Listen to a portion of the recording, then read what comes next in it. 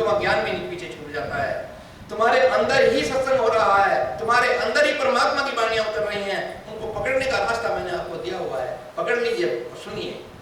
मौलाना हुए हैं लोग, वो भी बेचारे ये कह रहे हैं जो मुसलमान थे परंतु वो सूफी थे, है बदर बंदे जिस्म दरमियानी, न सुनी सोते पाक रहमानी, हम आलम प्रस्त आवाज लेके दरायकों से खुद कुर्बाज, अव्वल लो फारिशों में खुद जा सब नाम अनाथ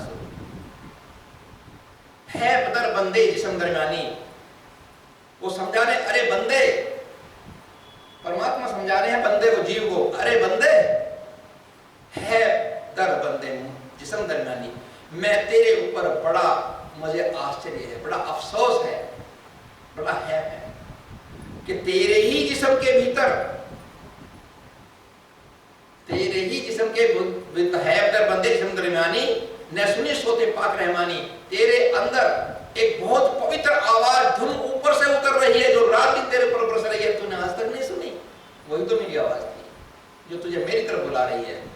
जो ज्ञान किताबों में लिखा है, जो ज्ञान ग्रंथों में पढ़ पढ़ के हम आपको देते हैं तो आपके मन को शुद्ध करने के लिए देते हैं, लेकिन वास्तविक ज्ञान तो तुम्हारे अंदर चल रहा है, बस वो मार्ग खोलने की देर होती है। जब गुरु उस मार्ग को खोल देता है तो वो आवाज उतरने लगती है और वो जीव का कल्याण करती है। इसलिए वो समझा रहे हैं कि है दर बंदे जिस्म दरमियानी, न सुनी सोते पाक रहमानी।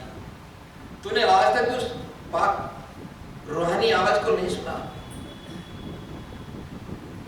न सुनी सोते पाक रहमानी, हम आलम पुरुष अज आवाज लेके दराए को से खुद कुंबाज, हम आलम पुरुष, यानी उस वो ऐसी पुष्ट आवाज है जो न कभी मिट सकती है, ना उसको कोई परिवर्तित कर सकता है। वो एक ही रस में बहती रहती है, जो अंदर तद्देश हम नाद और अनंत में बोल देते हैं। वो एक जैसा चल रहा, तुम कुछ भी गाते रहो उसके सामने वो अपनी तरफ चलती रहेगी, तुम कुछ भी भजन सुनाते रहो वो अपनी उदाहरण बदलती रहेगी, और तुम्हारे भजन तुम्हारे मन के अनुसार बदलते चले जाएंगे, तुम्हारे राग बदलते चले जाएंगे, परंतु वो अनंत तुम्हारे कहने अनुसार नहीं चलेगी। वो तो खुद से तुम्हारे ऊपर परमात्मा ने उतार रखी, पर अफसोस है कि तुमने उसे आज तक नहीं सुना। जब तुम उसके योग आ जाओगे तो तब तुम्हारे ज्ञान के कान के पर्दे सुने हुए। अब तक तुम्हारे पास जितना भी ज्ञान है वो ज्ञान के पहले केंद्र का ज्ञान है। यहाँ 4 केंद्र हैं, 3 को लेकर के आदमी आया और लेकर के चला जाता है, परंतु संसार में तत्वदर्शी सद्गुरुओं की शरण में जाकर जैसे ये सुलभ हो जाता है, अब वो चाहता है कि मेरा उद्धार हो, वो उसके उन 4 पर्दों को खोल देता है। जब वो आवाज बंद हो जाती है चौथे पर्दे पर, तो फिर एक और नई आवाज निकलती है, जिसे अमर शब्द कहते हैं। जुरा बुराजे हिसाब ही अमर शब्द मालूम कि बहुत सल्तनते बेहिसाब करने से, और जिसको वो आवाज पड़ जाती है उस अमर शब्द की, वो तो अमर हो जाता है। फिर उसके कर्मों का हिसाब लेने के लिए यमराज की तो क्या काल भी इसके कर्मों का हिसाब नहीं ले सकता, क्योंकि उसके ऊपर अमर शब्द खुल चुका है। कितना पीछे है ये, इसे अपनी इंसान को अपने आत्म उद्धार के लिए कुछ नहीं करना, परिवार के लिए करता आ रहा है, अपने लिए कुछ नहीं करेगा। यहाँ से योनि बदल जाएगी, कोई पिछला पुण्य करके आए थे तो मनुष्य योनि में आ गए, और यहाँ से फिर तिर्यक योनि में जाने का विचार है क्या, जो अपनी आत्मा के लिए कुछ नहीं कर रहे। तुम्हारा जो परिवार है समुद्र के अंदर वर्णों में से लकड़ियां नए नए स्रोतों से झरनों से भय करके समुद्र में आ जाती हैं, और समुद्र की लहरें उन्हें तटवर्ती क्षेत्रों में ले जा करके एक जगह इकट्ठा कर देती हैं, तो वो लकड़ियों का परिवार बन जाता है। दूर दूर से आए, कहां से आए, एक जगह परिवार बन गया। और इसी तरह से वही लहरें फिर से वापसी करती हैं, तो वही न जाने कौन सी कहां चलेगी, कौन सी कहां चलेगी। इसी तरह से एक परिवार है, कोई पता नहीं कौन सी रूह कहां से आई और कहां अलग अलग हो गए। हाँ, जितने देर के लिए एक जगह टिकी हुई है, इतने देर के तुम्हारा परिवार है। और यहाँ जितने भी संबंध बने हुए हैं, माता का हो, पिता का हो, भाई का, बेटे का हो, पत्नी का, ये सब तुमने अपने कर्मों से बनाया है। कोई बेटा बेटी तुमसे तुम्हारा अपना कर्जा चुकाने के लिए आए हैं, कोई कर्जा देने के लिए आया है तो कोई चुकाने के लिए आया है।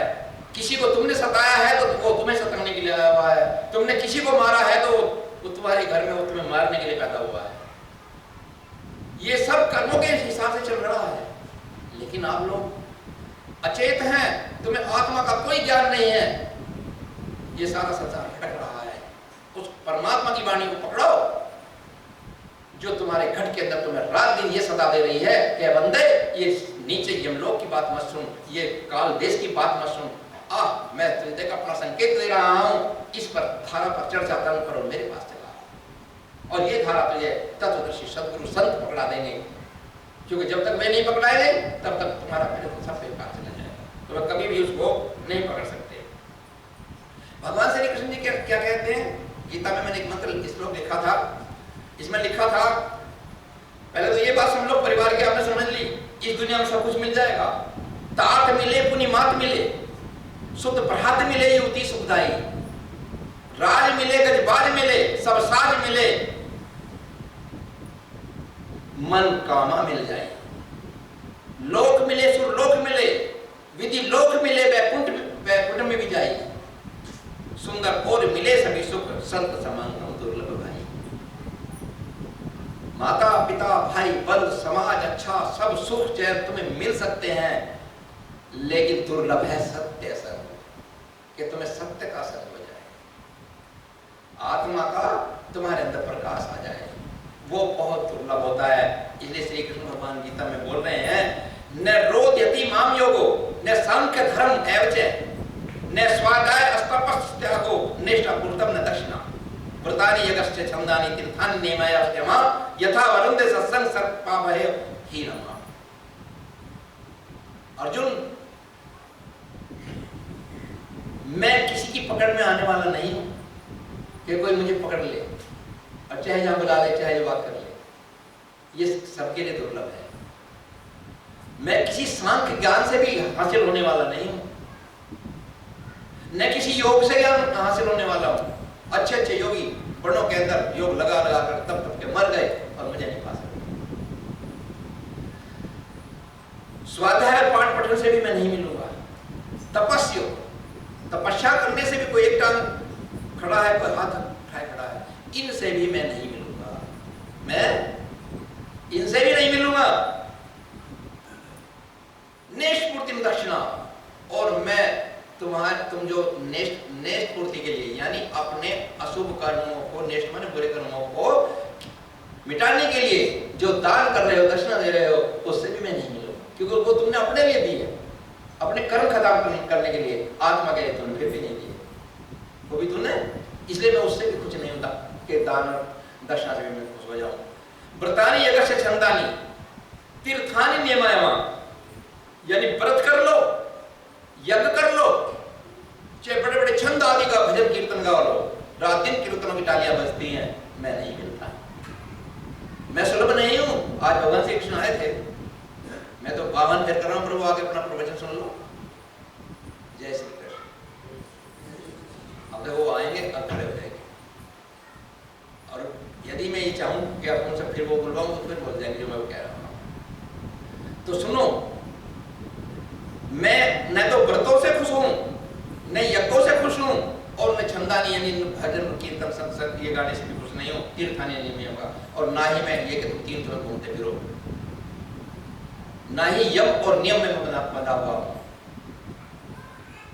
अरे ये तो सब बाह्य साधन है, अगर तुम्हें तीर्थों का शौक है तो अंदर जाओ, यदि तुम्हें दान और व्रत करने का शौक है तो अंदर दान कर लो, अज्ञानता का दान कर दो, अंदर दग्ध कर दो उसे, योगा कर देती पाप पुण्य, योग की अग्नि में सारे पाप पुण्य नष्ट हो जाते हैं। यथा वरुन्धे सत्संग, जहां सत्य का सत्संग होता है, जहां सत्य का सत्संग होते वरुन्धते, मैं वहां बच जाता। क्या कह रहे श्री कृष्ण? जहां सत्य का सत्संग होता है, सत्य का नहीं, सत्य का, नारायण आत्मा का, परमात्मा का, जहां रूहानी सत्संग होता है, मैं वहां बंध जाता हूं, और ऐसा ही सत्संग मुझे प्रिय है, ऐसा ही सत्संग मुझको प्रिय है। मेरी भागवत कथा पढ़ लेने से, तरह तरह के किस्से कहानी सुन लेने से मैं इतना खुश नहीं होता जितना कि कोई अपनी आत्मा के सत्संग को वर्णन करता है, जो अपनी आत्मा के कल्याण के लिए जो बात करता है, मुझसे पुकार करता है प्रभु मेरा मार्ग खोल दो, तो वे खोल देते हैं। वो कहते हैं ना, अनश्चिंत्यान्त माम ये जना परिपासते तेषां नित्य अभियुक्तानां योगक्षेम वहामो, जो अनंत चित्त से मेरे अलावा दूसरे का कोई भाव नहीं, अंदर कुछ नहीं लेना है, उससे मेरी उपासना करता है, परिपासने उपासने परिप्रिय, यानी परिपासनी का क्या मतलब है? एक उपासना बाहर है, परिपासनी यानी अपनी उपासना जो तुम बाहर कर रहे थे अब तक तीर्थ व्रत या गवान है, उसे पलट कर अंदर चले जाओ परिपासते, और अंदर जाकर उपासना करोगे, और वो जब अंदर जाएगा तो मेरे स्वरूप को भी देखेगा, और फिर मैं उसके योग और क्षेम की पूर्ति खुद करूंगा। कैसी कैसी बात कह रहे हैं श्री कृष्ण, लेकिन जीव वहां तक नहीं जाता। और क्या कहा जाता है? सत्संग दो प्रकार के होते हैं, एक सत्संग होता है जिस्मानी, एक सत्संग होता है रूहानी। अब सत्संग की बात आ जाओ, सत्य की नहीं, सत्संग की। सत्य संग, जिस्मानी कौन सा? जो जिस्म माने देह, जो आपके शरीर से संबंधित है। ज्ञान भी आपके शरीर का ही आभूषण है, बल बुद्धि भी आपके ही स्वरूप शरीर का आभूषण है। इसे नहलाओ धुलाओ, तीर्थों में घुमाओ, सब जगह कौन जा रहा है? यही जा रहा है। जो इससे प्राप्त हो रहा है सत्संग, जो इससे प्राप्त होने वाली वस्तुएं में नश्वर है, और वो उसका सत्संग अच्छे किससे सुनना, कुछ भी करना है, अच्छे बुरे कर्म जो भी कुछ कर रहे हो, वो जिस्मानी चीज है। जिस्मानी अच्छा करा तो प्रभु के यहाँ से अच्छा फल मिल जाएगा, बुरा करा तो प्रभु को की तरफ से बुरा फल मिल जाएगा, परंतु भोगेगा कौन? ये जिस्म। कौन? ये शरीर। और इसमें शरीर भोगता ये तो किसे पहुंचे, और भोग रही अंदर बैठी हुई आत्मा।